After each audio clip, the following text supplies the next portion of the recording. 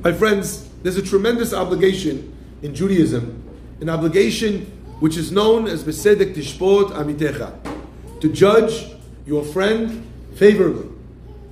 Now, that sounds like a very nicey thing to do. Judge someone kindly. Never think badly about them. Live in La La Land. That's what it sounds like.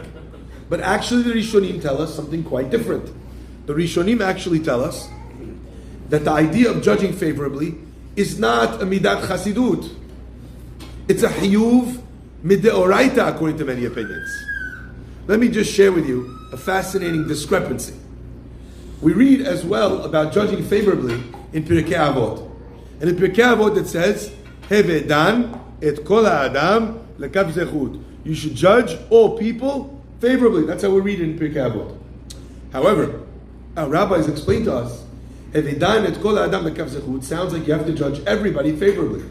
The Rishonim already tell us halakha lema'aseh that if you see a Sadiq, then you have an obligation to judge him favorably no matter what. It's for sure not what it looks like, because it doesn't match who he is. If you see a Rasha, on the other hand, and you see the Rasha doing something which looks like a Avon, you don't have to say, this Rasha who's doing such a terrible thing, he's probably doing a good thing. You don't have to say that. Why? Because it doesn't match who the person is.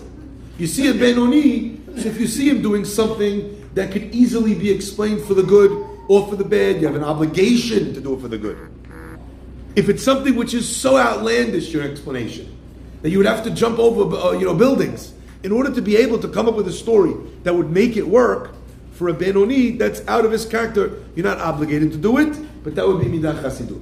Okay? So what I'm trying to communicate here is that there is a mitzvah. Sometimes it's a midat chasidut to go further, the extra mile in judging favorably. But sometimes it's an absolute responsibility.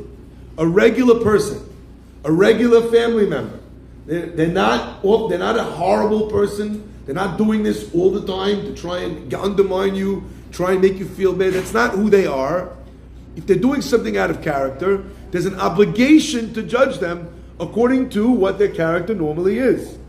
How many family fights would have been saved if people would have not judged each other negatively? If they wouldn't have jumped the gun? If they would have said, maybe there's something else going on over here?